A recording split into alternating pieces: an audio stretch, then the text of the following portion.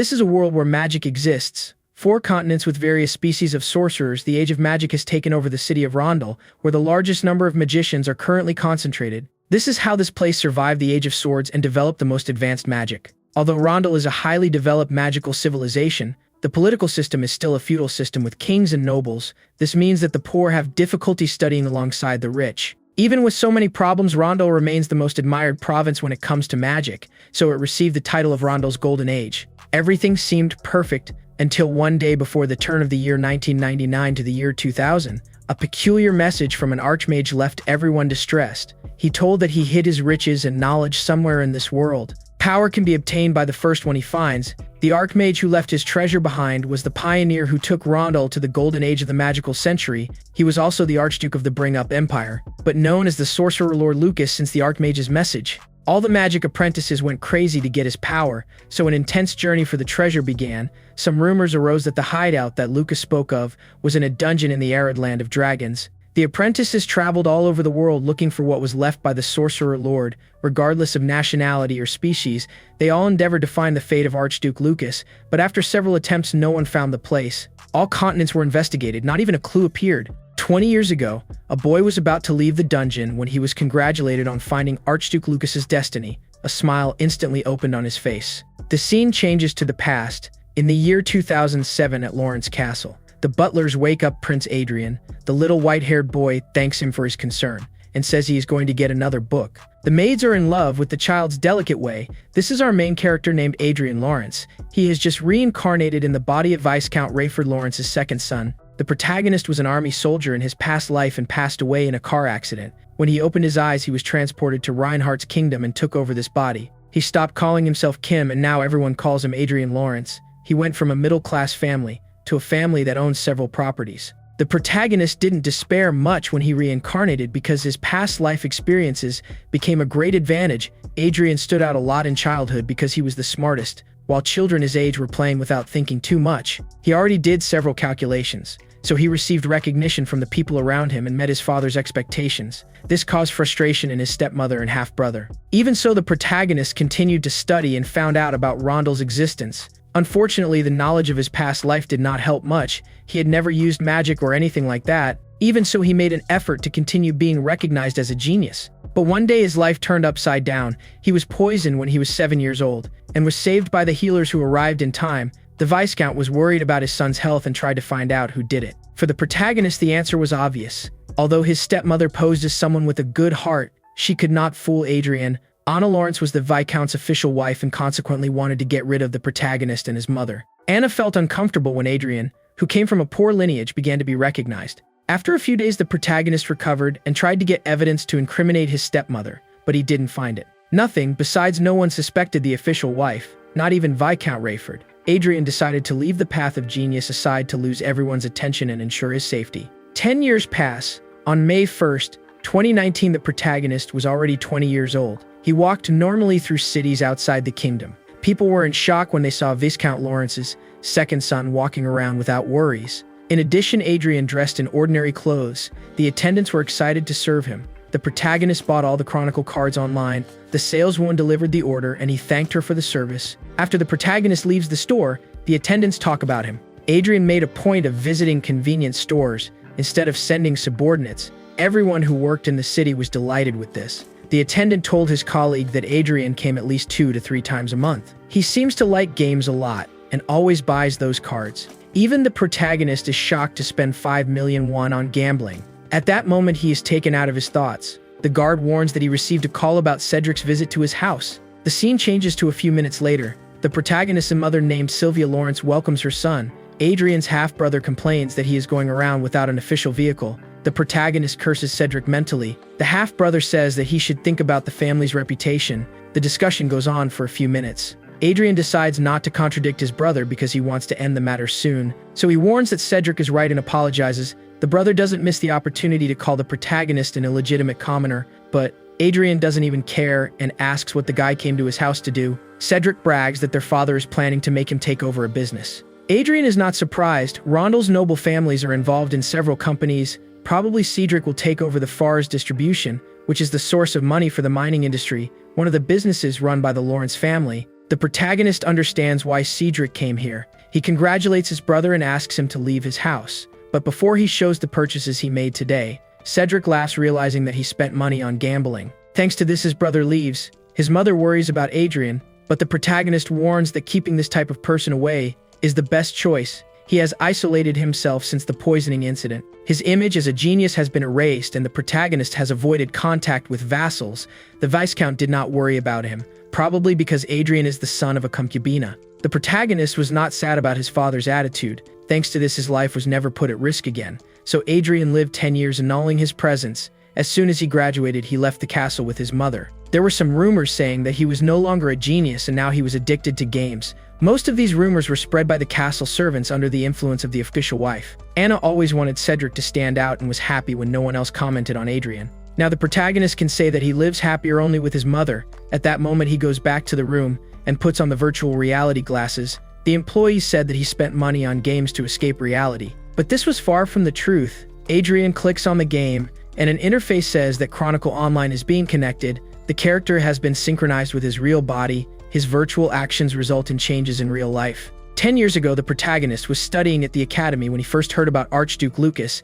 He researched about the archmage and discovered a coat of arms of the Lucas family with an English word. It was strange because the protagonist was in another world that did not belong to Earth. This means that no one in that place should know languages of the human world. For a moment, Adrian thought Lucas was also a human sent from Earth to the world of magic, but decided to research before jumping to conclusions. It didn't take long for him to really realize that Archduke Lucas was from Earth. Before passing away, the Lord wrote that he wanted to walk on the beach of California with Mary once again. No one cared about those words because no resident of the magical world knew about the Earth. Consequently, he did not know some names mentioned by Lucas. But Adrian investigated thoroughly and was sure that it was not a coincidence. Rondel's Grand Archmage belonged to the human world like him. The evidence was clear that that man was a native of the Earth. Since then, Adrian used his knowledge of the land of his past life to look for the fate that Lucas left behind. In the end, he managed to find it through the online chronicle. The protagonist thought his life would improve, but he was wrong. The real suffering began after he had put his hands on fate. No one thought that fate had been hidden in an online game.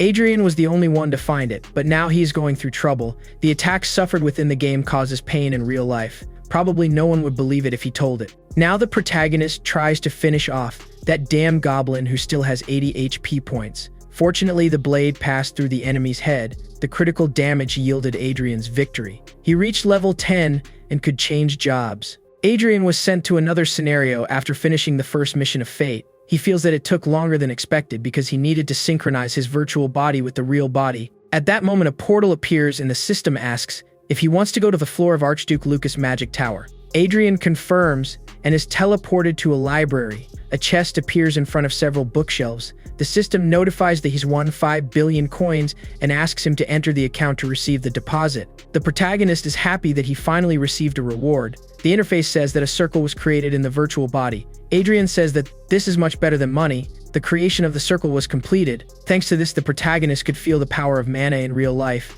It is the first time he has this feeling. Adrian takes advantage of the fact that the first circle was created to learn a technique, but he is undecided with the amount of books in front of him. He finds Lucas impressive for thinking about something like this. Suddenly, Adrian feels a very bad headache. The system says that he learned the skill from that book. The protagonist realizes that it is enough to touch to learn any technique. The content of the books were easily acquired, but the process of engraving the principles in the head is uncomfortable and painful. The last book he absorbs is the circular concealment technique. The content is very good for those who are learning to deal with magic, but the protagonist suffered from the headache. He lies on the floor with his 3 books while saying that he just wants to live a quiet life with his mother, so he will go through any pain for it. The next day, at the training ground of the protagonist's mansion, the trusted knight named Vice says that the boy has more stamina than he thought. To be honest, it was surprising when Adrian said he wanted to train swordsmanship. The truth is that the protagonist thought that real-life training could help in the game. His stats made a good impact on reality. What makes Adrian happier is that he can use the game's skills in real life as well. Luckily, the protagonist realized in time and hid the knight's mana circle. Thanks to the hiding skill he learned in Lucas' magic tower, Vice notices that Adrian looks happier today and asks what happened. The boy replies that he got a good item in the game. The servants whisper that a pathetic knight matches a pathetic young master. Vice gets angry, and the protagonist says that everything is fine. Deep down, Adrian feels grateful that he got angry in his place, but from the beginning his plan was to be seen that way to ward off the presence of Cedric and Anna. Sometime later, the protagonist returns to the game. He confirmed that the stats reflected in real life, so he prepares to create something that will give him more money and skills in the future. The system opens the game's item store. Adrian had heard that the most important thing in this game is the money he has in his wallet. He couldn't use the shop before because he hadn't reached level 10, but now the boy made several purchases. He increased XP, bought the goddess's blessing and protection. The most important purchase came next. A supporter. The protagonist thought it would be efficient to buy a guard to help him destroy the monsters. If you choose a good support, maybe it's not money thrown away. Your hope is to get a highest class warrior to be your tank. But unfortunately, you don't have money to buy anyone from the upper class. All purchases are refused due to lack of coins. The protagonist is sad because no one shows up, even offering 30 million won. The system suggests a woman named Aria as support. She specializes in defense and uses a protective shield called God's Shield. Adrian has never heard of this supporter before and wonders if he is a new character. Luckily, this support has a good level and status. The protagonist clicks on buy. The system warns that once registered as a supporter, the changes cannot be undone. Adrian confirms that he would like to register her. Aria appears in front of him without an expression on his face. The protagonist chooses the next destination. A few minutes later, we can see Aria dealing with the monsters. While Adrian uses the magic missile skill, the system notifies that the protagonist has reached level 20. He feels that he is evolving faster with the help of Aria. Although part of the experience is sent to her, it does not make much difference in his evolution. The protagonist thinks if he should take advantage of the time he has now to practice magic, he decides that he can do it in real life. So Adrian leaves the game and says that he will rest for training later. At that moment, a light appears in his room. He looks scared, realizing that Aria followed him, then screams, asking what the hell she is doing here. The girl says she is her support. Adrian says he knows this. He doesn't understand why she didn't stay in the game. Aria realizes that he is worried about how she maintains her presence in reality.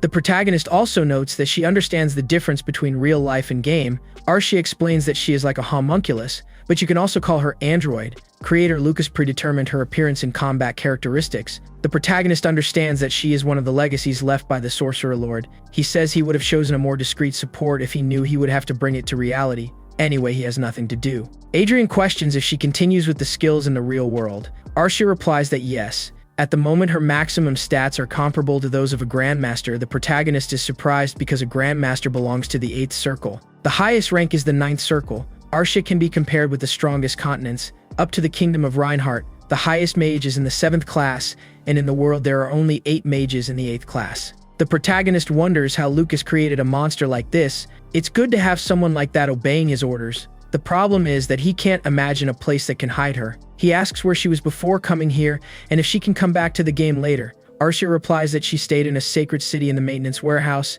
then it was sent here by the server. If you want to go back to the maintenance storage, you will have to go alone. Adrian asks if she has stealth or magical concealment. The girl replies that she can hide mana. He asks her to test it. Aria closes her eyes and her shield disappears along with the armor of her body. The protagonist is happy, because then the girl will not be discovered as a mage by the knights. Now, Aria looks like an ordinary girl and Adrian says he will make good use of her bad reputation. In the next day, the rumors start to spread. People comment that the Viscount's second son is taking a woman home. The protagonist made a point of taking Aria shopping. They were seen together everywhere possible. Aria was called any woman for being involved with the protagonist. Sylvia thought differently and was happy that her son found a bride. Later that day, the protagonist entered the game with his support. He was confused about what would happen to the girl's body when they left reality. Aria told him that her body would be in reality as if it was resting. But she left a protection monitoring function activated. This means that she will protect him if something in real life happens. At that moment, the conversation of the two is interrupted by a loud roaring noise.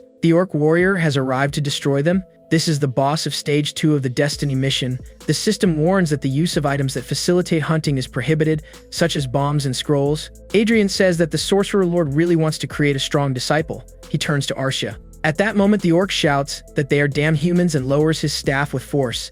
The staff hits the steel shield and he is pushed back. The monster looks without understanding how Aria managed to stop his attack. In the next moment, the protagonist finds the opening to shoot his magic missile. The orc is hit in the eye. The system notifies a critical hit. Adrian is happy because the power of his magic missiles has surpassed those of a primary circle. While the boy celebrates the advance, the monster gets up and performs another attack. The protagonist, who was distracted, is saved by Aria's shield. Despite the critical hit, the orc continues with many life points. One blow is enough for Adrian to be eliminated, so he mentally thanks him for having a support equal to Aria. There are many life points to take from that ogre, and the protagonist starts using the ability to dig. A hole appears in the ground and the enemy falls. Adrian asks Aria for help to prevent the opponent from getting up while he continues the attack. After a few attacks, the orc appears to have been run over, but still has 50 health. Adrian fires another magic missile. The system notifies that the opponent has been defeated, and the third floor of the magic tower has been opened. Meanwhile, in Viscount Lawrence's office, Anna asks what her husband is thinking.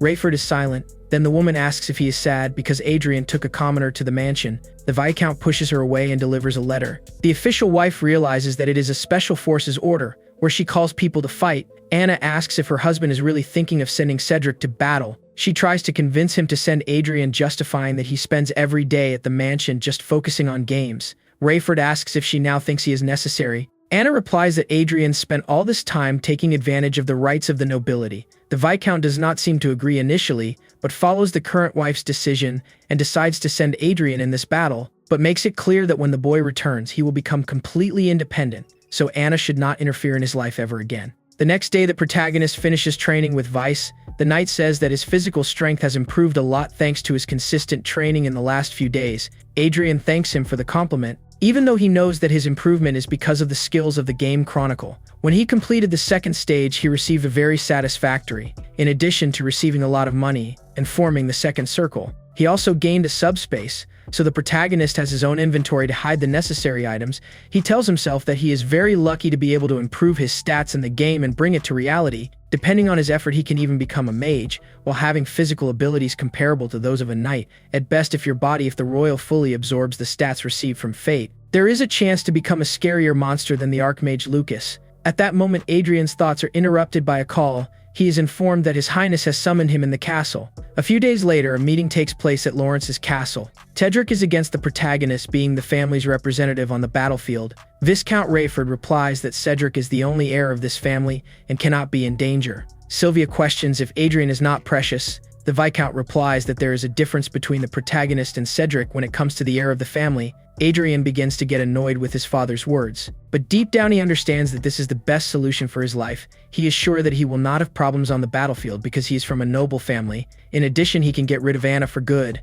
So Adrian says loudly that he will participate in the battle representing the family. Cedric says he won't want to contradict his father's order, but promises to finish off the protagonist if he defames his family's name. Adrian finds this very funny because until the moment Cedric didn't understand that he's going to fight in his place so the guy doesn't get hurt. Anyway, the protagonist has no desire to continue here and says goodbye, but the father asks to have a private conversation. Then they walk in the free area of the castle. The Viscount is direct and says that if everything goes well during the battle, Sylvia and Adrian will be transferred to the king's land. This is the reward he prepared for the protagonist to fight in Cedric's place. Both were also away from Anna's eyes and her interferences. The protagonist thinks the reward is too good and wonders if his stepmother really agreed to it. He doesn't trust his father's words. The Viscount notices his hesitation and says he understands that son doesn't trust him. Adrian replies that he basically has to come back alive to receive something like this. The father agrees and hands some artifacts into his hand. Are two rings. The first is a class 5 shield and the second is a large class 7 shield. He decided to give this to the protagonist because on the battlefield it is not allowed to use teleportation. Adrian realizes with surprise that they are really good items. The Viscount advises to use them when in danger. Suddenly, a sinister aura catches the protagonist's attention, and he notices Anna and Cedric. Certainly they wouldn't let him talk alone with his father. The Viscount knows the protagonist's concern, and says that he doesn't need to worry about Sylvia. Obviously, these words don't serve as any support for Adrian. After all, he was poisoned at the age of 7, and the attitude his father had was disappointing, but at this point he has no one to trust but his father. So Adrian tells the Viscount that he is trusting his words. Later that day, the Viscount doesn't feel very well. He can't forget the conversation he had with his son earlier. For some reason, the man has the feeling that the protagonist has hidden his true personality all along, since the incident with the poison. Meanwhile, at Adrian's mansion, Sylvia begins to cry, very worried about her son. He tries to make sure that everything will be okay and will come back from the battle alive, but his mother is very afraid that the worst will happen. The protagonist replies that it is good that something happens because then these damned wands accumulate more crimes,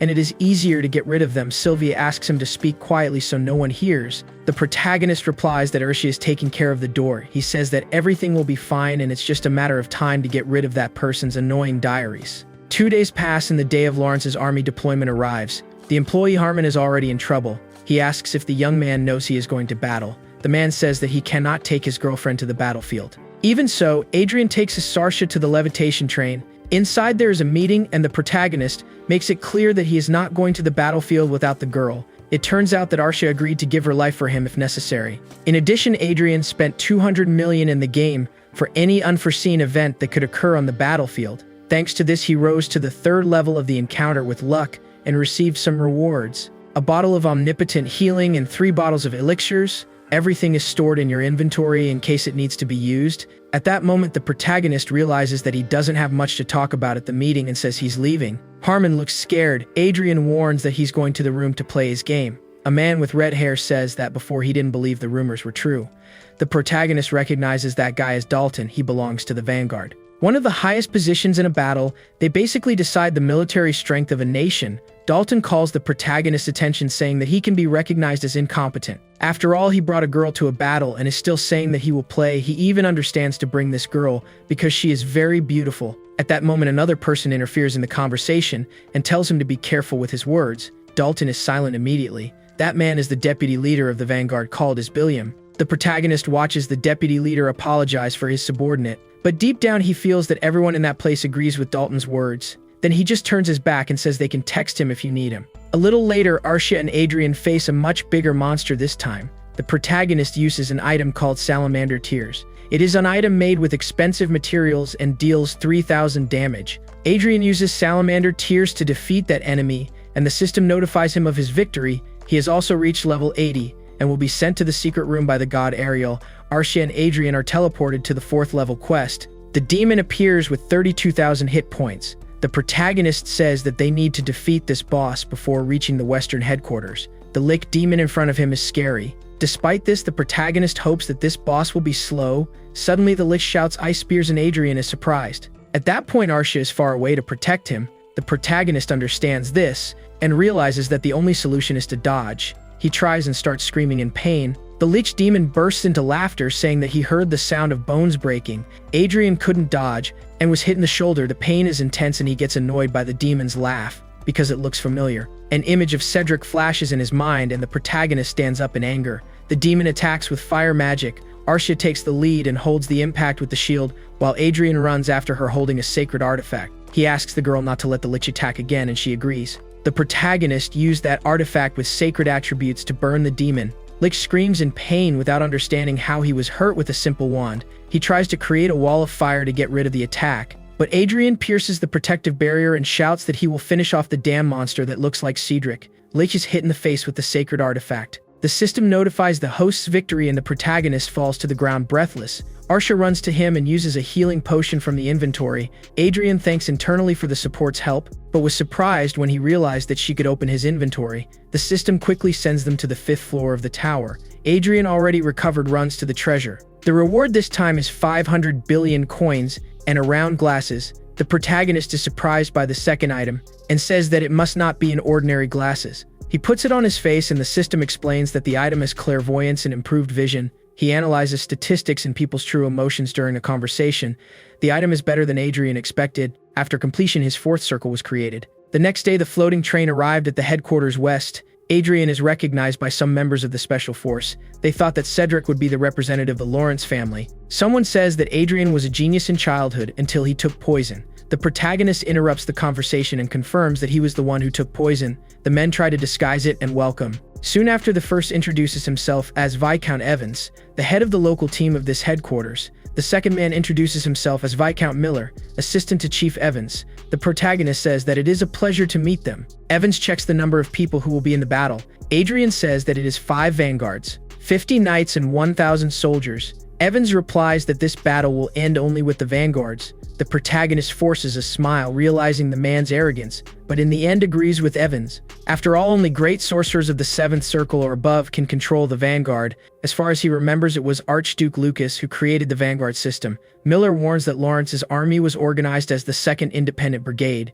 under the command of the 3rd Division. Then he must make sure to obey the commander of the division named Otis. The protagonist agrees. Commander Otis is the great lord of the West. He expects the man to be more tranquil than these hostile viscounts. A week later, we see that the protagonist did well and shouted that Otis was the best. It turns out that the commander simply took a vacation from the soldiers.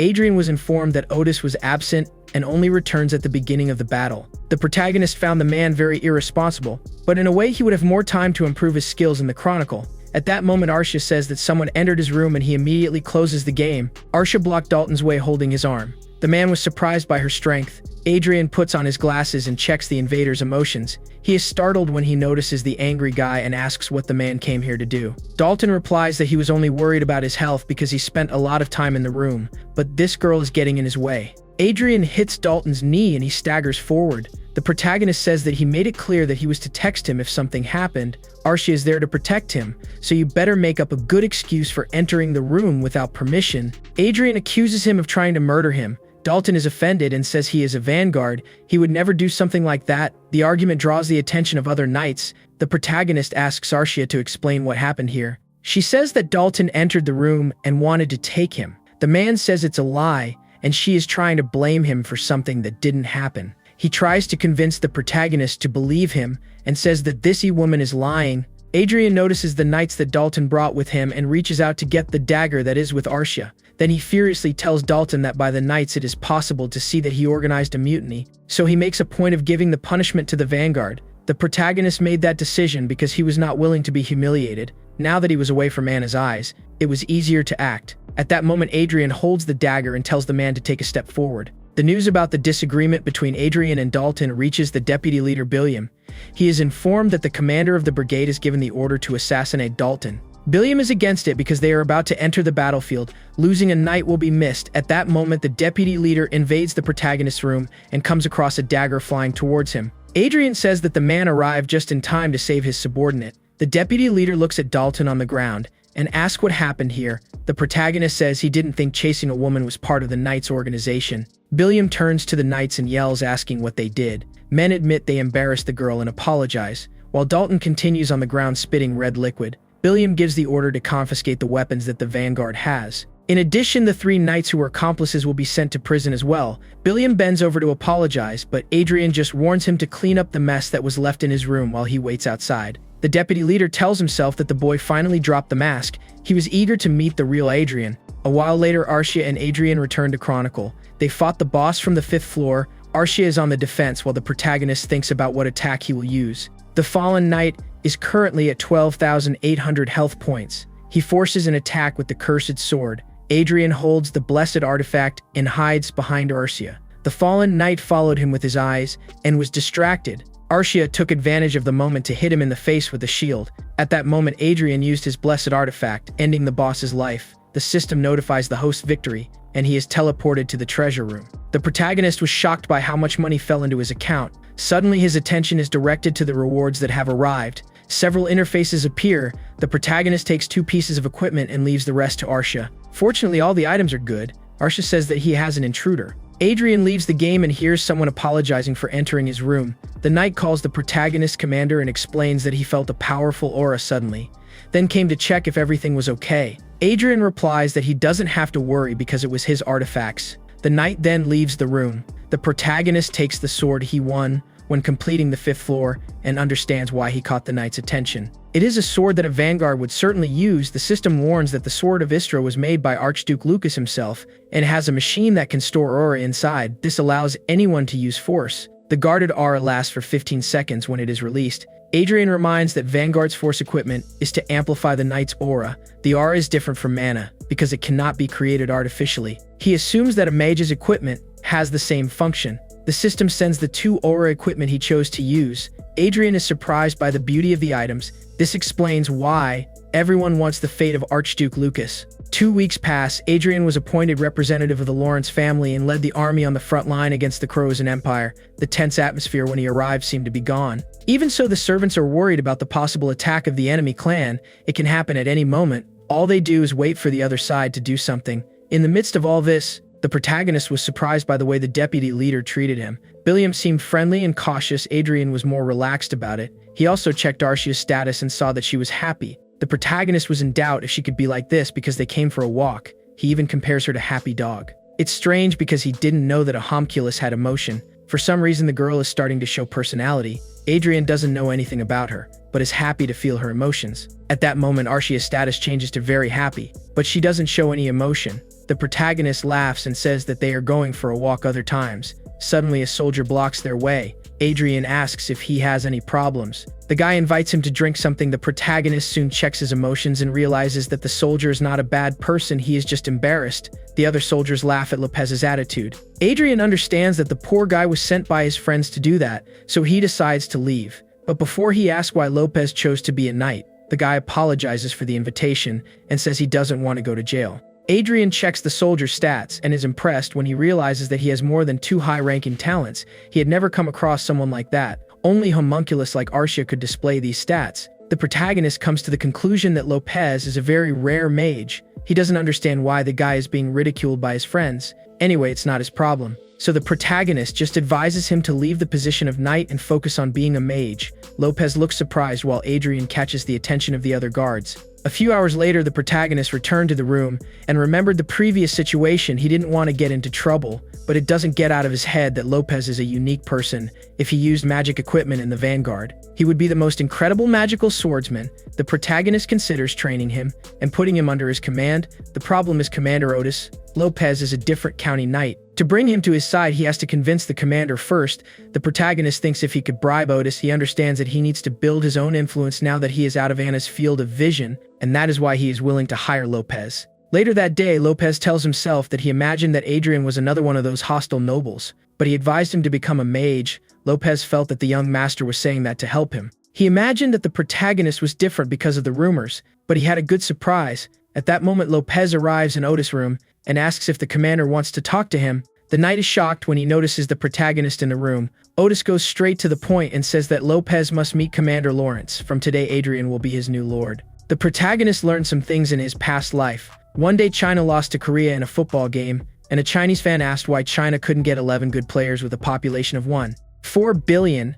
A user replied that the Chinese Messi or the Chinese Ronaldo were working on a farm somewhere. The protagonist remembered that interaction between fans when he saw Lopez. It doesn't matter if you have talent or effort. Nothing will do if your potential is not exposed to the world. Sometimes people just don't realize that they are on the wrong path, like Lopez, who dedicated his life as a knight instead of magic. There are several servants who have annulled their own talent to follow another path that they thought was the only one, so they totally hid their talents. Now the protagonist was determined to recruit all the talented young people he could find. He summoned a maid responsible for washing the soldiers' uniforms. Her name is Linda Noah, and she said that the magic test was negative. The protagonist replied that the test equipment must have had problems. Noah's stats were extremely high. He was sure that the maid would become a high-ranking mage. The protagonist spent millions to summon all the talents he found at the headquarters. Anderson was an ordinary worker who was invited by Adrian. His physique was one of the best for hand-to-hand combat. The protagonist also realizes that Anderson for some reason trusts him a lot, so he decides to take him right away to the test, but first asks them to change clothes. The servants were embarrassed because they were going to buy clothes in a noble store. Adrian notices their hesitation. A new summon arrives at the store. His name is Eric Jones, and he also has good statistics. One of his skills is negotiating politics. Adrian is happy for his choices. He warns out loud that recruits can choose what they feel comfortable without worrying about prices. The soldiers obey. For now, Adrian's goal is to train them outside the base, so everyone will dress correctly to suit the environment. A few hours later, Adrian takes the 5 guests to a luxury residence where they will be staying. They are all left to open-mouthed with the luxury of the place. The protagonist gave some watches so that they could receive his messages. He said that there was nothing to worry about because the day-to-day actions will be done by other people. So it is important to focus only on studies. The salary has already been sent to each one's account. The monthly salary is 20 million. The terms of the contract are all the same regardless of the status. Everyone will receive equally. The summoned ones thank you. The protagonist makes it clear that he will increase the salary if his intuition is right. Before leaving, Adrian warns not to disappoint his expectations, as he hates to scold. The summoned say they will not disappoint the commander. Adrian has created a residence that will soon be full of people recruited by himself. The boy is happy with his choices. This is the investment he made for the future. After the recruits were left at the residence, the protagonist knew that he needed to take care of their safety. After all, recruiting seemingly normal people would draw a lot of attention. He was right because at that moment someone followed them. Arcia was quick and stopped the bandit. She was prepared for these spies because a few days ago the protagonist commented that this could happen, mainly because Cedric called him and said that Adrian should hang out with ordinary people like him. Probably the spies were sent by Cedric to report his every move. Arcia holds the bad guy by the collar while he asks the protagonist for help, but Adrian says that his brother really doesn't know when to give up, so he will start fighting back. The protagonist tells Arcia to leave the spy on the ground and uses the dagger to threaten the enemy, but the spy was too focused on the frightening aura that Arcia was exerting on him, the bandit couldn't even move. A few minutes later, Adrian holds the dagger close to the man's face and begins the interrogation. He is almost sure that the spy followed him using Cedric's teleportation. The guy decides to tell some lies to make Adrian afraid, but the protagonist calls him by the name of Bertod and says that he already knows about his whole plan. The bandit was just listening to Cedric's orders and not opposing him. Adrian tries to convince him that he understands that he was forced to spy. Bertod realizes that the protagonist will try to use him against Cedric and says that he cannot do that. Adrian approaches the dagger and says that he must enjoy living, then questions whether he will accept the job or not. Bertod's forehead is cut by the blade. The protagonist warns that all the spy will have to do is deliver false reports to Cedric. In exchange, the other spy will be arrested in his place. Bertod quickly accepts the proposal. Night comes and he reports to Cedric, who is completely beside himself when he hears that the spy Meltz has been arrested. Bertod tells that his companion tried to enter Adrian's room and was caught. Cedric broke his father's orders by sending spies to watch his younger brother. He feels he shouldn't have done that. Anyway, decides to keep Bertod informed about Adrian's situation. The spy agrees and turns off the communication clock. The protagonist is happy with the advancement. He recruited 20 more people to the residence and left Eric and Elysia in charge of the studies. For now, everything is going well. A few days after Adrian reaches level 159, he was about to celebrate when Arcia said that he needed to leave urgently. Adrian leaves the room and Viscount Miller warns that they are under attack from ships of the enemy empire. The battle is about to begin. Adrian bids farewell to the days of calm. Everyone goes to the meeting room to discuss what the next step will be. Commander Otis warns that the troops will be placed on the levitation train so that they can be dispatched at any time. From that moment on, the spatial coordinates will go to the front line on the border with the Kryzan Empire. He adds that no one should think of teleporting. If this happens, there is no way to get out alive. The protagonist thinks that if the commander does not. If it were here, it could be worse. So it's good that the Crosans attack today. Otis ends the meeting by saying that communication will be cut. Only accredited colonels are free to do this. The others will use radio to facilitate communication. The protagonist understands that this warning is especially for him. Finally, the commander asks everyone to be on alert because the battle has begun. Adrian goes back to the room and eliminates the boss from the 6th floor. He simply ignored the warnings not to use appliances. Now his new reward has arrived. Adrian adds the Elysia account to transfer the 10 trillion coins he earned. The second reward he received was a sub-support called Black Eagle. The protagonist did not imagine that there was something like this in this world. He always thought that this type of support was usually a combat archer. Adrian goes back to reality and doesn't find the eagle. He leaves the base and looks for the animal outside. At first, the protagonist imagined that the great black eagle would appear exactly like Arcia that time, but it would be worse if that happened. At that moment, the girl screams for the protagonist and points to the sky. The knights are in shock looking at the huge eagle and ask the commander to dodge. The great black eagle lands gracefully on the ground facing its owner. The soldiers take the weapons to fix the animal, but Adrian shakes his hand saying that he doesn't need it. He checks the stats of his sub-support and realizes that she only has one skill, which is to share the vision with the master. The protagonist understands that to increase the eagle's skills, it will be necessary to complete missions, just like he did with Arcia.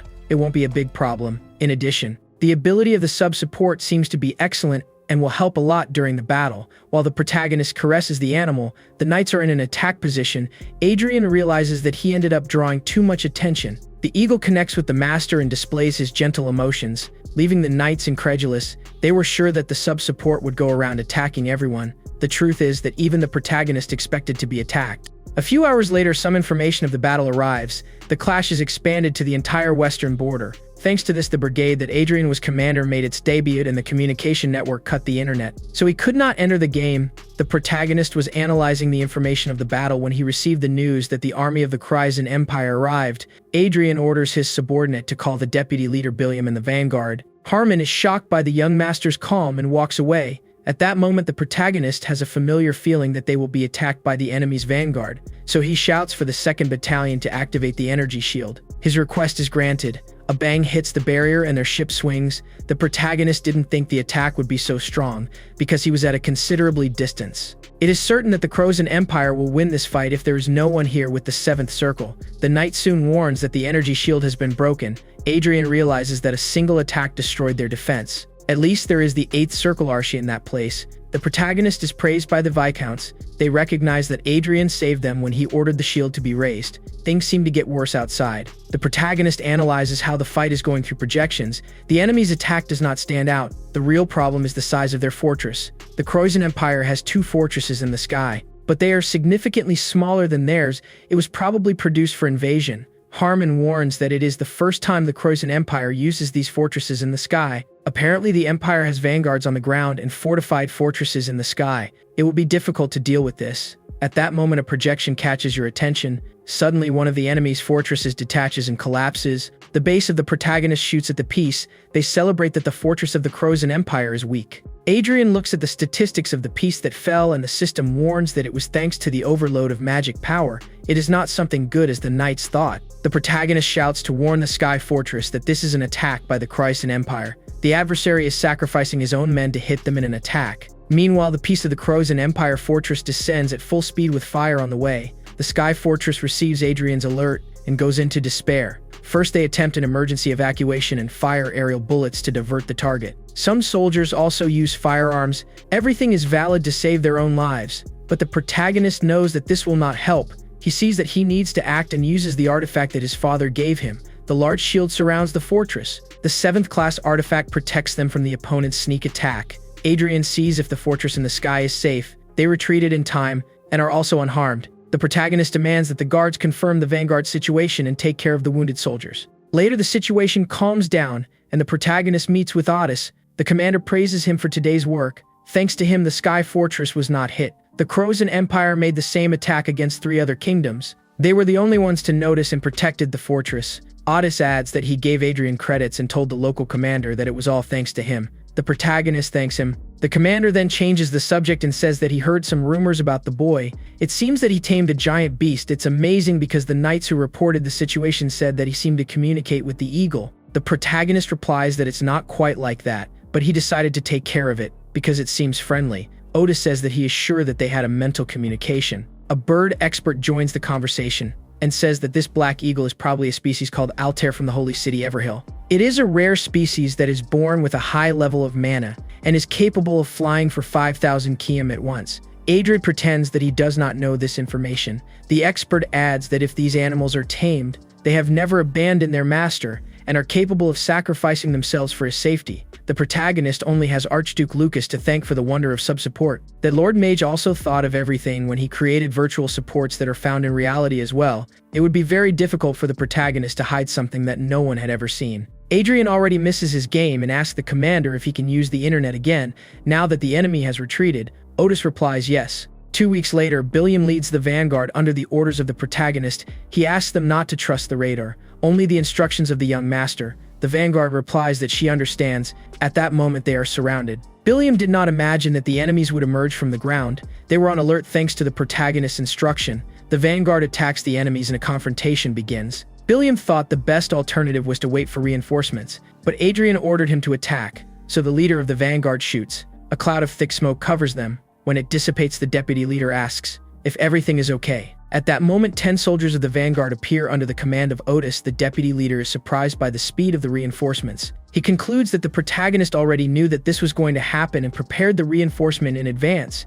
Adrian asks Billiam why he is not attacking. The next target are from the back to the mountains. The deputy leader is impressed by the softness in that child's voice. The protagonist says that the goal is to defeat at least 5 units. A little later in the meeting room, the leaders talk about the 5 enemy vanguards that were eliminated. Otis says that it was all thanks to Adrian. He not only predicted the surprise attack, but also created an opportunity to counteract. Other units are suffering from it. At first, Commander Otis thought this genius was a coincidence at first, but with the way things unfolded, he is sure that Adrian is really a genius to be recognized. Maybe that poison didn't turn him into an idiot, as the rumors say. Otis has an idea and says that it would be good to bring Michelle to meet Adrian. The men are incredulous with the proposal and says that the boy already seems to have a girlfriend. He even took her to the battlefield. Otis replies that Adrian can turn Michelle into his lover. The Viscount reminds him that the young master is addicted to games, but the commander doesn't seem to find this a problem. He really wanted the protagonist to be his son-in-law. The Viscount says that everyone in that room would lose their minds if Lady Michelle found out about this conversation.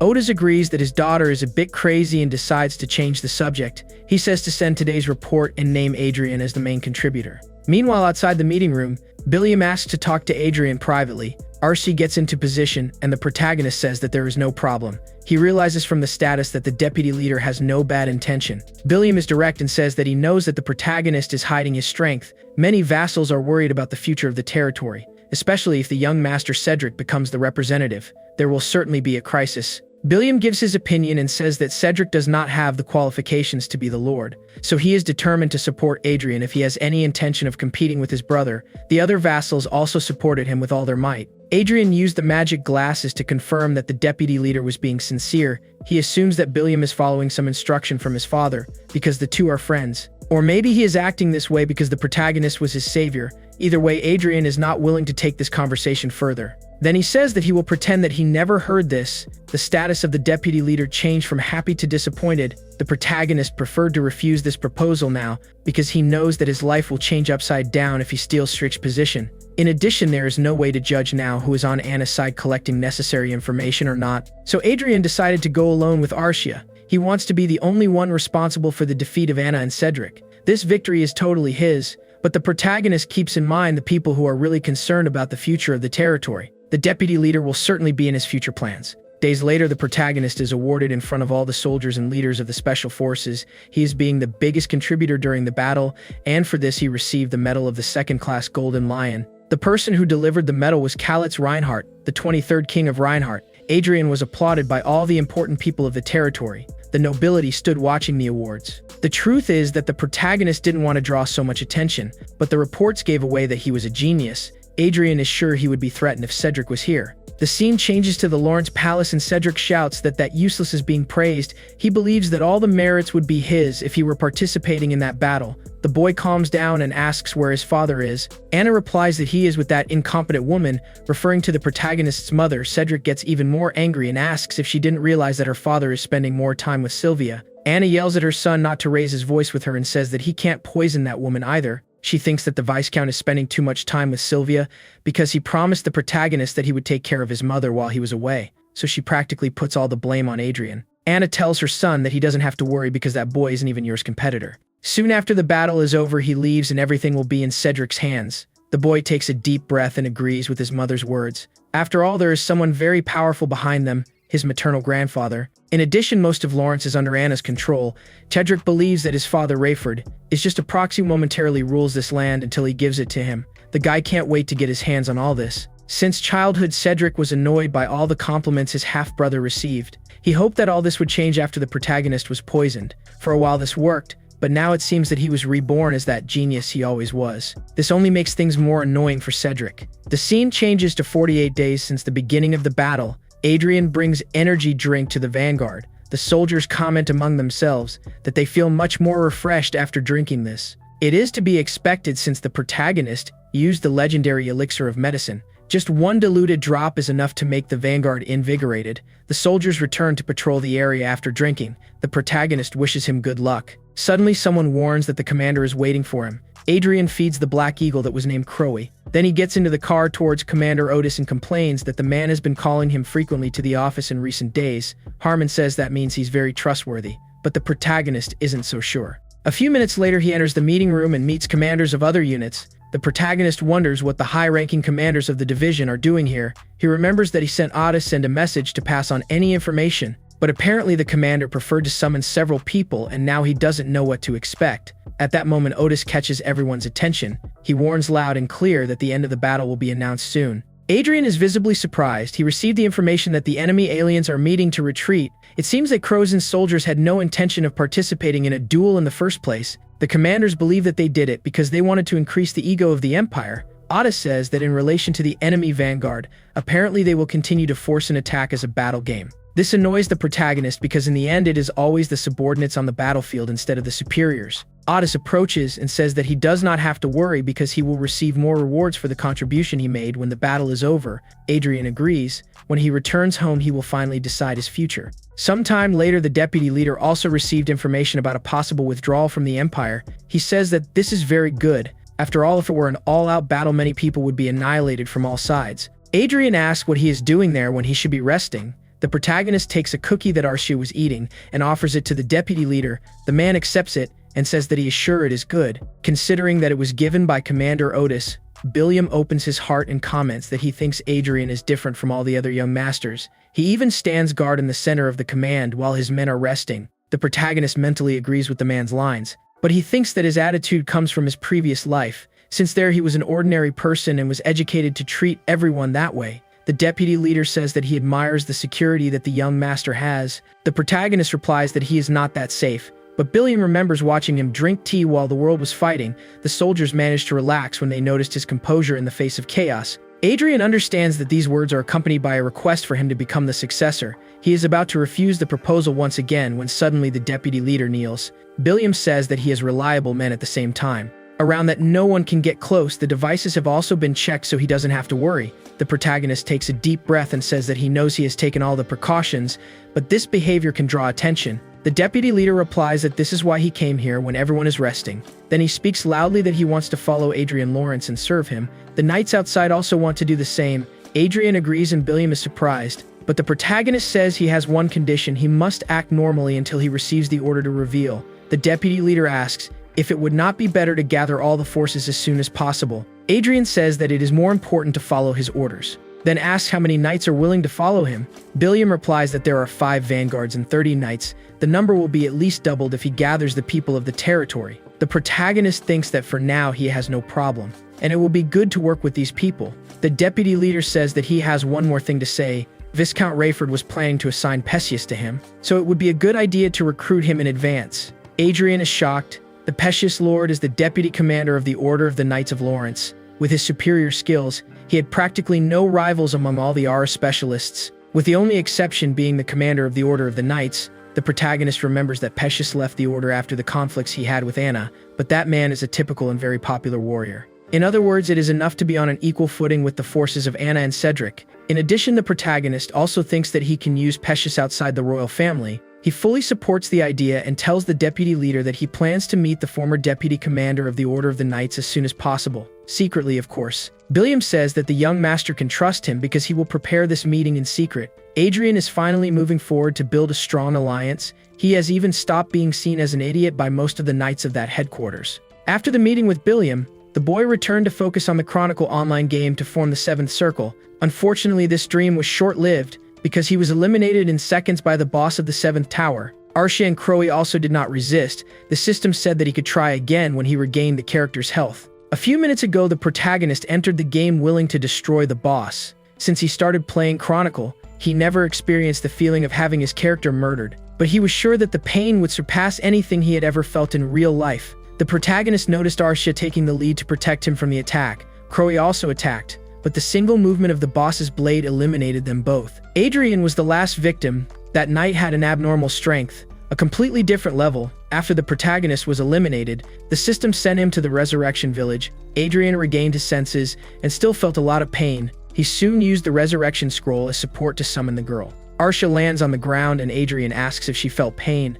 The girl says that her senses in the game are much smaller than his, so it didn't hurt so much. Adrian breathes a sigh of relief hearing this. He feels guilty for using a female body as a shield. Maybe he should change the combat style so as not to make the girl go through this again. Fighting that night showed that they need a quick change. Arsha usually blocks the enemy's movements and the eagle blocks the vision. Meanwhile, the protagonist does a lot of damage with magic. This style of combat was not enough to beat the knight. Maybe it is necessary to decrease the long attack time. This means that the eagle must attack together with them. Arsha's defense is great against that knight, so she can continue in her position.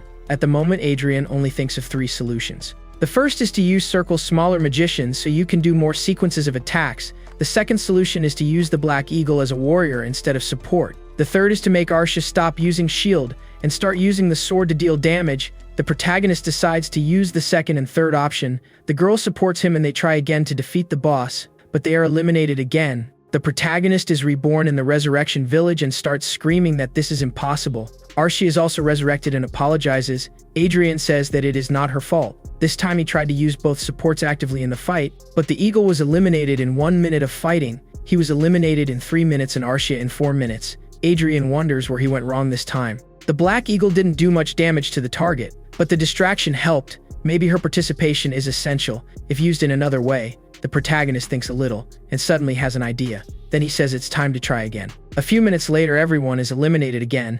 This time they were not so bad and managed to last longer in the battle. Thanks to this, he was able to see the knight's fighting pattern. Adrian tells himself that just try again now that he knows the fighting pattern. The fifth attempt begins. The knight laughs at his opponents and encourages them to change classes. Adrian smiles and asks if he has ever heard about bombs. The next moment, the protagonist attacks with magic bombs. Arsha and Crowy help, but a few seconds after the girl is eliminated, Crowy also falls. The protagonist is the last. The group doesn't give up and tries for the 9th time. The boy has tried all the formations he knew. Even though casting magic while dodging attacks was a problem, he still managed to hold out for 25 minutes. Thinking about it, the protagonist decided to use the items focused on reflexes. Some eliminations happened during the journey, but Adrian kept reviving and attacking. He tried to be more evasive and cast several spells. In the end, he was eliminated. This time the protagonist gives a happy smile even though he failed. The knight memorized his damage and set it aside, allowing the other members to attack. This resulted in 62 minutes of fighting, and the boss received 84% damage. Adrian understands that he cannot give up. After the last failure, the system expelled him from the game. It turns out that the boy exceeded the allowed time. The protagonist takes a deep breath and does some stretches with his arms. He says that he feels that the world is moving more slowly. Girl replies that this feeling is because he has been eliminated several times. Over time, he will get used to it. Adrian asked if she was feeling anything different. Arsha looks at her hands and replies that she feels her body is stronger. The protagonist looks delighted at the girl. He is amazed that her answers are nothing like artificial creations. Soon the girl will be acting 100% like a human. The protagonist soon warns them that they better rest and get back to the game when they wake up. A few hours later, the system notifies that there were 17 failures. Adrian tries to eliminate the boss for the 18th time. This time the knight is fatally hit. The system notifies the victory. The protagonist celebrates with jumps and screams of happiness. He completed level 7 of the Lucky Encounter mission. After that, Adrian was teleported to the 8th floor of Archduke Lucas Tower. He is impressed by the size of the room. It is the size of a real library, and most of these decorations are not made with game graphics. Adrian was distracted by the new floor when he thought everything was too good. So he certainly thought there could be more enemies. Arsha smiles and says that the master does not need to worry. The protagonist didn't even know that she could smile like that. Suddenly, a hologram begins to materialize in front of them. Adrian realizes from the silhouette that he is a goblin and assumes that it is a new support. The hologram materializes and the protagonist screams, asking if he is the Archduke. The little one introduces himself as Chester. He is the manager of Destiny and also a fragment of Lucas. Adrian is open-mouthed. Chester says that he is an NPC created by replicating Lord Lucas' memories. Adrian understands that Chester works like a clone, so it is likely that he does not help him. Chester says that he does not need to be apprehensive. The protagonist replies that the little one does not look like an NPC. In fact, he seems to choose his own actions. Chester replies that this is obvious. After all, he was created with someone's living memories. Adrian says he understood. Even if Archduke Lucas has passed away, he will continue to live in this space thanks to his creations. Chester says that the boy can understand it that way, but none of it is eternal. Chester says that his job is not to live forever as an NPC, but to live in the mind of the next generations. Archduke Lucas thought that even if a cloned memory had a consciousness, it was not his true self. So he created a virtual space like this. Lucas would create a homunculus like Arsha and record his memories there if he really wanted to be eternal. The protagonist had not thought about it. In fact, he imagined that at the end of the tower, Lucas was going to steal his body to try to revive. But he is relieved to know that it is all in his head. Adrian is sincere and tells the little one that the top floor was very difficult. He thought he would not make it. Chester shakes his staff and the system warns that Adrian can use the authority of administrator of the Hollywood system 5 times. Chester says that this ability would already be given to the boy at some point. The protagonist asks what he can do with it. He is told that he will be able to exercise administrator authority over all programs based on the Hollywood system, which is a virtual reality system. Adrian is surprised. The Hollywood system with virtual reality features is similar to Internet Earth. In other words, it means that the protagonist can control all the information posted online. Chester soon warns that he must abide by the rules about the administrator's authority. First of all, the authority cannot be used in Chronicle, because it is the world of Archduke Lucas. Adrian is also forbidden to directly access the brains of other users. In addition, he cannot harm anyone in that place, even if it is indirectly. The protagonist says that these rules make sense. After all, Lucas was not sure if the administrator's authority would fall into the hands of a good person. The first thing Adrian tries to do with his authority is to launder the money acquired through fate. Chester recommends creating false investment records. The protagonist questions if it is not dangerous for someone to search the documents. The little one replies that the probability is low if he manipulates the market as a whole. From the past, Present and future reports, the protagonist is happy and says that he will use the first permission for this. He also asks Chester to make a record Arcia, as if she had come from Everhill and was orphaned after losing her parents. The protagonist is treating Chester as if he were the genie in the lamp. He questions why did Lucas create this for someone he didn't even know. Chester replies that Lucas did it because he didn't want the life of the one who met destiny to be as difficult as his. The protagonist has a sense of comfort with these words. Maybe if he didn't know the story of an inhabitant of the earth with so many legacies, probably his life would be pathetic. Adrian feels that he has gained a purpose since he heard about Lucas, so he kneels down and thanks his master. Chester turns his back and says that he is not Archduke Lucas, but he gives a corner smile that gives away that he is happy to find someone like Adrian. The system finally delivers the rewards of completing the previous floor, in addition to money. The protagonist also formed the seventh circle. The scene changes to the city mission. Pecius receives news of the protagonist's contributions. Billiam says he believes that Adrian's leadership in controlling the territory will develop even more than it is now. He questions whether Pecius did not intend to support Adrian anyway. Pecius says that he does not support a child. Immature, he only came to talk to the deputy leader because he thought it was an important matter. It is a fact that the boy excelled in the battle, but he doesn't think he deserves his trust. Billiam laughs and says that the two are really similar. Probably Pecius believed the rumors about the young master.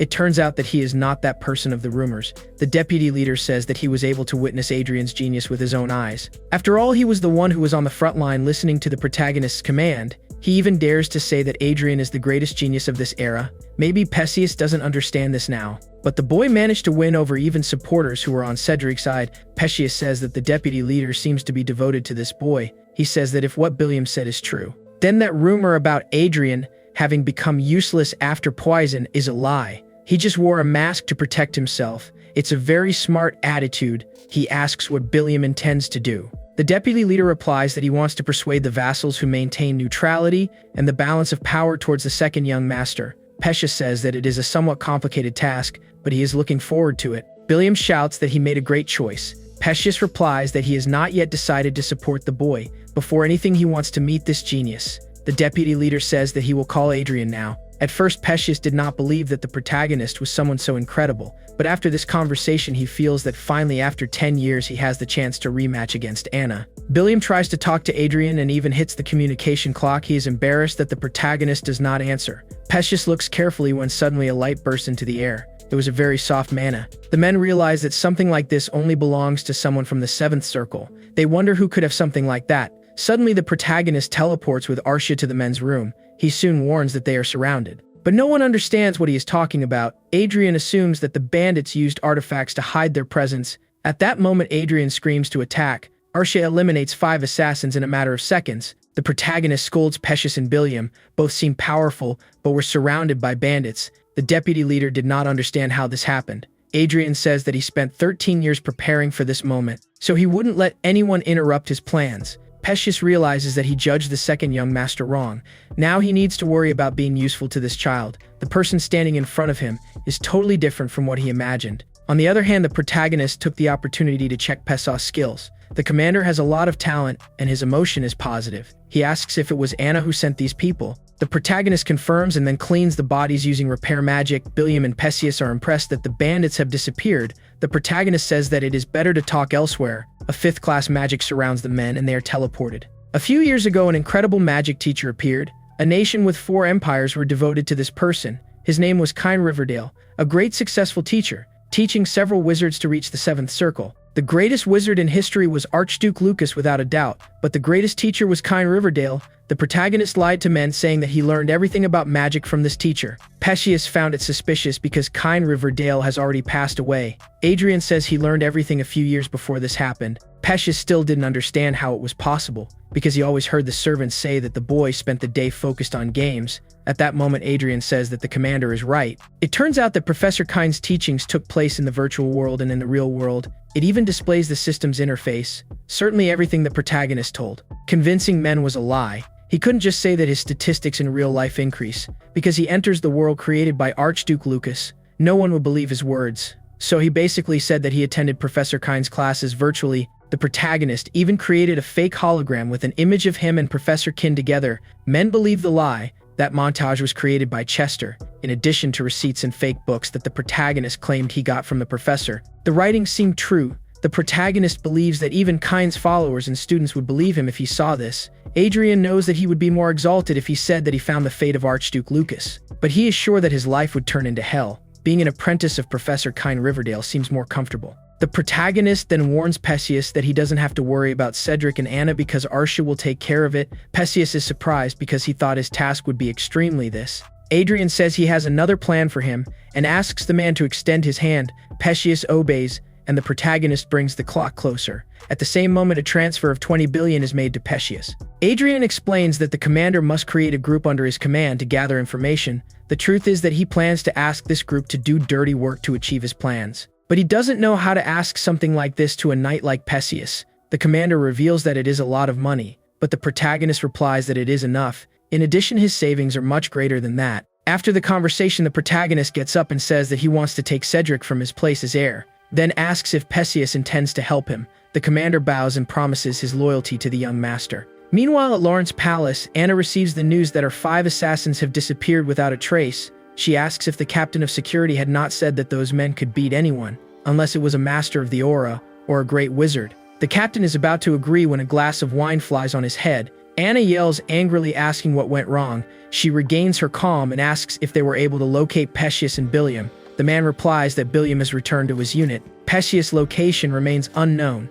Anna says that this means that Perseus is alive. The deputy leader would call Rayford if something had happened. Anna is angry because the meeting between Billiam and Perseus can only mean that they are plotting something against her. In addition, her husband gave the order to stop watching Sylvia and Adrian. The woman feels that she is losing control. Adrian was praised and managed to win over Billiam. This is not good for her and for Cedric. Anna is sure that if the two commanders join the side of that illegitimate, they will become unstoppable. She says that she needs to make sure that Cedric has no competitors, then suggests murdering Adrian. The captain looks incredulous and she asks if he is afraid. Anna believes that this is the only right way. The guard tries to say that this will drive Viscount Lawrence away. In addition, the young master is very famous. Anna interrupts him. She goes to the bottle of wine and says that the guard has worked with her long enough to know that he should not answer. Anna pours the wine on the man's head and says that there is no other way, so he must not disobey. The guard tells himself that he screwed up. He just didn't want Adrian to have an end so soon, but he has no choice but to follow Anna's orders,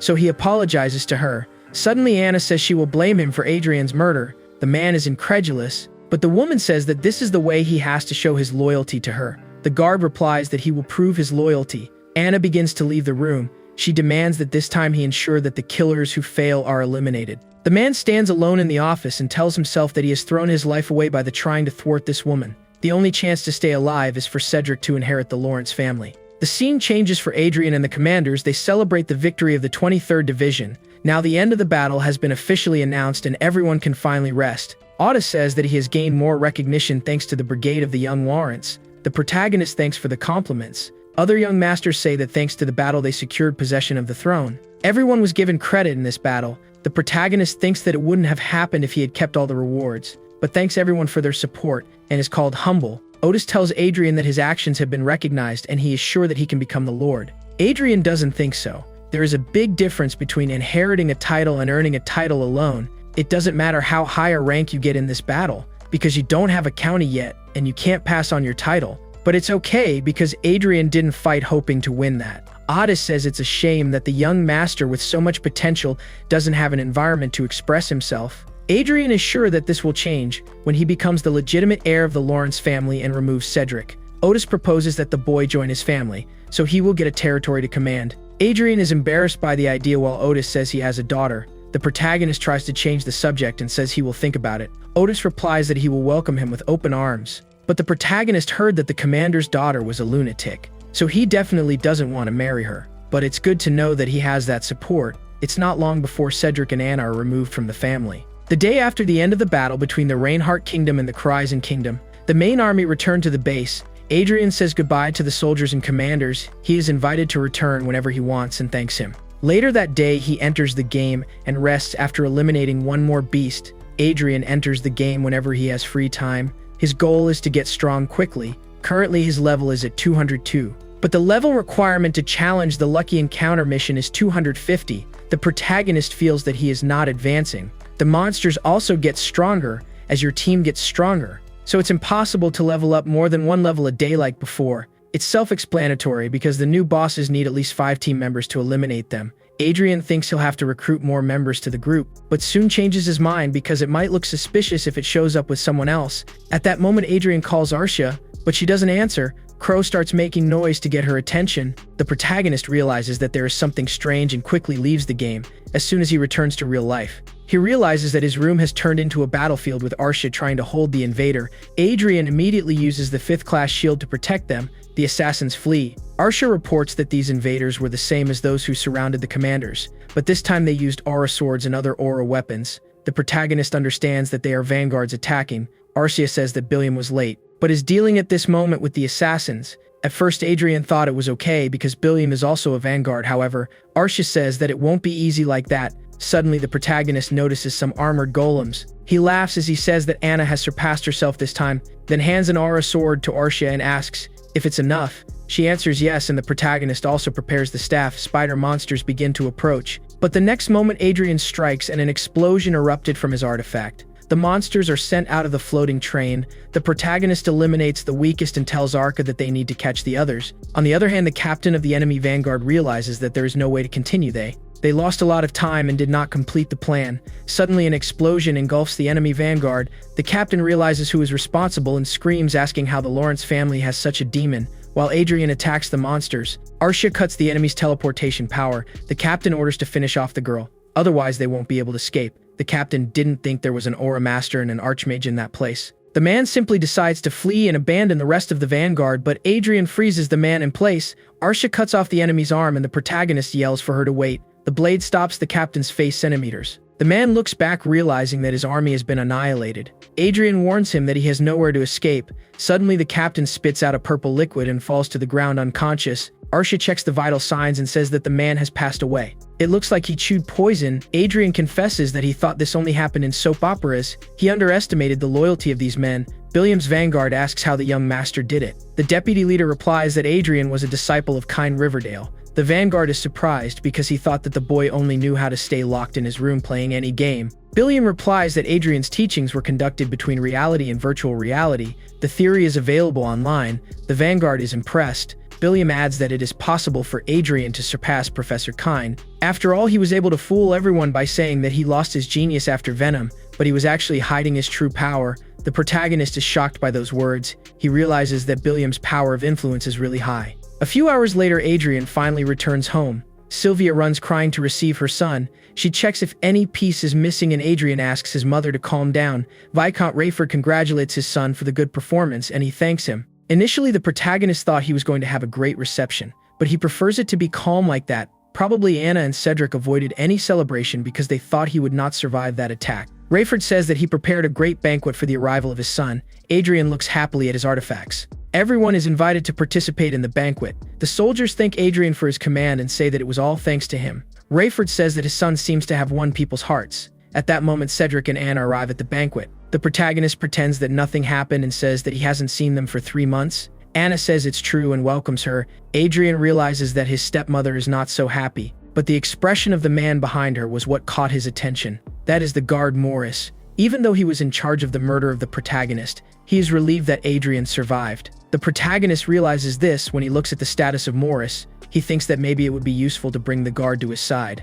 Someone else catches Adrian's attention. Commander Crone is at the center of Anna and Cedric's forces. Adrian is surprised to realize that Crone's trait is authority-based management instead of combat skill. At that moment, Cedric says that the boy did a great job. He thought it would be interesting to praise his brother in front of everyone. On the other hand, the protagonist just wanted to put an end to these useless two. But first he needs to act as if nothing had happened. Even so, Adrian decides that this time he won't let Anna and Cedric act with him the way they want. So the protagonist replies to his brother who doesn't care about his compliments. Everyone is surprised. It is at that moment that Adrian decides to create a justification to condemn these two damned. For this, he first leaves the atmosphere tense and draws everyone's attention. The protagonist says that his brother probably would not have survived. If he went to battle in his place, he would not be able to create tactics and would be eliminated in the first confrontation. Cedric is clearly annoyed. Adrian says that must be why his vassals are starting to abandon him. Cedric begins to curse him, but the protagonist says that this anger comes from his maternal side. At that moment, the noise of breaking glass is heard. The butler ended up tripping and knocking over the glasses in the middle of that chaotic atmosphere. Anna grits her teeth after hearing the way the protagonist is treating her son. Adrian asks if she has anything to say. Suddenly, Cedric starts laughing and pulls the short sword from its scabbard. He accuses his brother of a lack of humility after a single confrontation in battle, then suggests a duel to see who is the best. Sylvia is worried, and the Viscount says that Cedric should not start a commotion in such a happy moment that is the return of his brother. The protagonist asks his father to be silent and just observe. Cedric says that his brother has always obeyed him, but now seems to have become a rebel. He accuses Billiam of making poor Adrian's head. The deputy leader looks at the protagonist without understanding why he was mentioned in the family discussion. Anna asks if Billiam is really using poor Adrian to destroy the Lawrence family. Cedric orders the deputy leader to be captured, but nothing happens and an awkward silence spreads around the place. The soldiers say that if Cedric wants to do something like that, must do it with his own hands. Cedric realizes that he has no support and is embarrassed. He decides to act for himself and attacks the protagonist with the short sword. People are worried, but Arsha acts quickly, holding Cedric's arm with his left hand while eating a piece of meat with his right hand. The guy tries to let go, but realizes that she is very strong. He calls her an easy woman. Arsha hits him in the face with the piece of meat. Then everyone is incredulous at the girl's attitude towards the young master. Cedric falls to the ground, passed out. Some whispers are heard saying that that giant guy ended up being knocked down by a turkey leg. Cedric begins to regain consciousness and hears people talking about him. At that moment, Commander Crone pulls his sword and says that the second young master has crossed the line, but the protagonist replies that it is the commander who is crossing the limits by pulling a sharp item for him. Cedric shouts that these damned dared to hurt the future lord, so everyone deserves to be murdered. Commander Crone agrees with him, but says he can't do that to the second young master. Cedric gets angry. Crone turns his attention to Arsha and says that she can be murdered. After all, she is nothing more than a commoner lover. Arsha continues with her carefree meal. The commander raises his sword, while asking if she really thought she could act like a noblewoman, just because she is a lover of one. At that moment, all the soldiers and viscounts raise their swords towards Crone. Billiam is advised to retreat, but he demands that the commander move away from Lady Arsha. Crone realizes that many of the soldiers next to the protagonist were part of Cedric's organization. It seems that they changed sides. It's strange because these soldiers put loyalty above all else. Suddenly, several knights join Cedric. The protagonist realizes that this is why Anna was calm all the time. She was waiting for the reinforcements. Cedric shouts that there is no point in repenting now. Billiam will also be arrested and punished along with everyone else. The protagonist shouts that his father is on his side and asks how the knights dare to stand against the Lord. He realizes with curiosity that the people in Cedric's organization are more armed. In addition, their equipment is overwhelmingly better. At that moment, a voice asks why Billiam is acting this way and forgot what his position is. Crone threatens to finish off the deputy leader in front of everyone. The Viscount yells at his son to use the artifact and run away as soon as possible. Meanwhile, Sylvia cries worried about her son. Anna and Cedric are happy with the situation. Crone gives the command to attack. Adrian is faced with what he has always dreamed of. He shouts for the soldiers to protect Viscount Rayford from these rebels. The other side worries about being called rebel traitors. The protagonist reaffirms that they are traitors because the Viscount is on his side, and even so they plan to attack. Adrian removes the illusion magic he put on Arcia, and the girl appears with her armor. He then warns that he will take care of the three and leave the rest to her. The girl agrees. Seconds later, a swift attack makes the enemy's heads fly. Anna and Cedric are scared in the middle of the confrontation. Adrian says that a traitor like Crone needs discipline, so he swings the handle of his sword in the man's face. Crone realizes with concern that Arsha's attack was lethal and concludes that she is a master of aura. So the man yells at the knights to attack while it should be enough. Adrian says that it is impressive that the man can give instructions to his subordinates in the midst of all this. It is expected of a commander of knights. Too bad this won't change anything. The protagonist maximizes all stats. The commander recognizes that light involving the young master. Usually wizards can use magus classes below their level without having to cast. This means that Adrian, who is in the 7th circle, can use 5th circle magic without having to cast. There is an ability that allows wizards to eliminate the vanguard. At that moment, the protagonist uses the ability to memorize, then sends the explosion of flames and Crone is hit. The commander falls to the ground. Then Adrian turns his attention to Cedric and Anna, saying that he will have fun. Suddenly, Crone jumps from the flames that hit his body and pulls the sword towards the protagonist, but he falls to the ground after the young master dodges. Crone is eliminated in the aftermath. Cedric and Anna are horrified. They do not believe that Adrian returned from battle as an archmage. A few hours later, the scene changes to the Margrave Palace. Anna's father finds out what the protagonist did and screams that he will finish him off. Raven sees all the scenes of the fight. It seems that a video was posted on the internet showing everything that happened on the arrival of the young master. Raven sees the scared faces of her grandson and daughter. He yells at subordinates that this video is spreading too fast. Maybe tomorrow most people will know about the situation. Some comments on the video are already highlighted. People think Raven supported Anna and Cedric's betrayal with the Viscount. The man replies that he doesn't care about virtual comments. He is informed that some nobles support these comments, but he doesn't care and promises to punish anyone who aligns with Adrian. Raven Magrave has military popper equal to a duke and a marquis. It would be problematic if someone with the same title of marquis took Adrian's side. Raven thinks this is highly unlikely. The subordinate says that this video can reach the king and he intervenes. Anna's father realizes that the man is right. A young archmage and an aura master will get people's attention, but Raven has an idea to turn these two into imposters. He intends to say that that video was artificially created. It won't be difficult to make people believe. The subordinate says that someone can try to authenticate the veracity, but Raven keeps his idea. He wants to finish off the protagonist and justify that he did it, because the young master started the battle. After all, accusing a marquis of combining strategy to destroy him is a crime. So he asks what forces can be mobilized now. The subordinate replies that 200 vanguards and a flying fortress. Raven says that it is enough to stop a brat who is testing his strength. He's excited to deal with it. Meanwhile, the protagonist is happy with the repercussion that his video had. He knows that the next target is Raven Maygrave. The man will probably take his daughter's pain. That's why Adrian is fortifying his own alliances. At that moment, he receives a very importantly, the girl displays a big smile on her face. That is Olivia Riverdale, the daughter of the famous Professor Kine Riverdale. Olivia Riverdale is an archmage belonging to the Kingdom of Moons.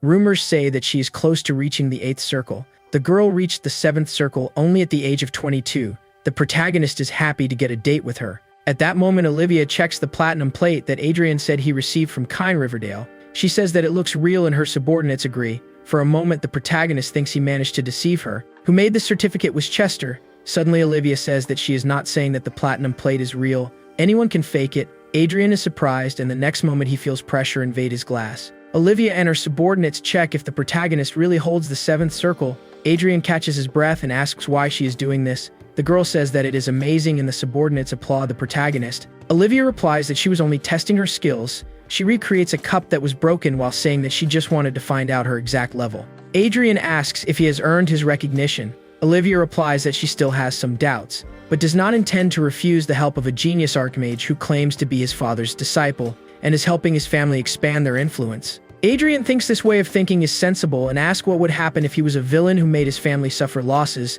Olivia replies that it is impossible for someone in their right mind to want to be an enemy of their family. The protagonist finally finds the opportunity to make a request. The next day arrives. Raven is informed that the troops will arrive in an hour. The man complains about the delay because he wanted it to be faster. Suddenly, a subordinate runs up to him and says that another video has been posted. A projection shows Olivia welcoming her father's disciple. She announces that Adrian has become a 7th level archmage at the age of 20. The Riverdale family decided to help him reach the 8th circle. Raven gets annoyed watching the video. He feels that the protagonist is always one step ahead, as if he is reading his thoughts.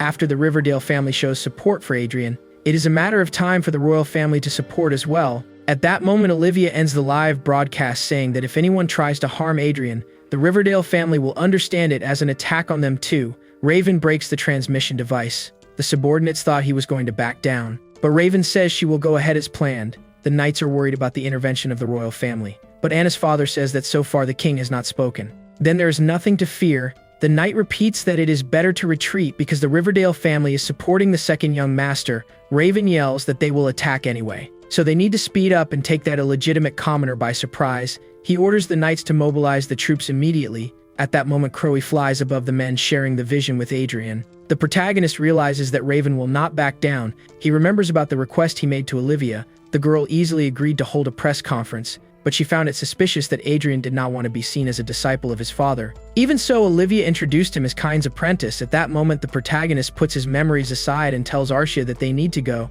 He decides to just count on Arcia to reciprocate the rematch. The protagonist perfectly read the actions of his enemy, and in the end won the support of the Riverdale family. Now he feels prepared to hunt his prey. After the last fight, Cedric and Anna were arrested for rebelling against Adrian, but after 2 days they escaped from the prison with the help of the Knights of Raven. The police realize that the prisoners have escaped and start the search. While Anna and Cedric try to escape from the pavilion, the woman takes an artifact in her hand and says that they cannot live like this. The son asks if she is sure she will do it. The mother replies that she has no choice and tells him to hurry. They quickly reach the top of the castle. The ship that Anna intends to flee is already waiting for him. A teleportation light surrounds them. The group is sent inside the fortress. Anna says that she will ensure Adrian's defeat. The woman inserts the key into the flying fortress and introduces herself as Anna Lawrence. The ship identifies the user and starts moving. Anna orders the subordinate to prepare the cannon and aim at the Viscount's castle. She is about to destroy everything when suddenly the protagonist appears behind her and covers her mouth. Adrian looks at his stepmother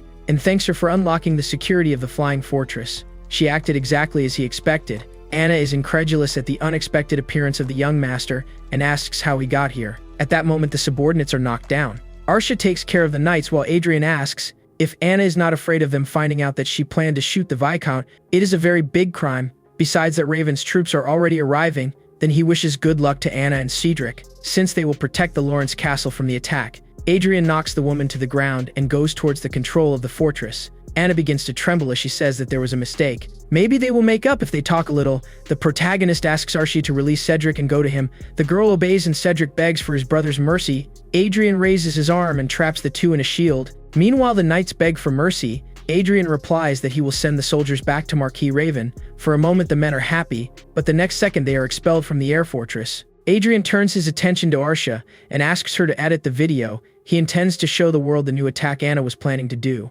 Sometime later, the video is posted and the community sees Anna saying that she is going to murder the Viscount with a firestorm. The comments accuse the woman of being a lunatic and say that Raven must be involved too. The Marquis follows the public's opinion and says that he wants to eliminate all the commoners who are commenting on this.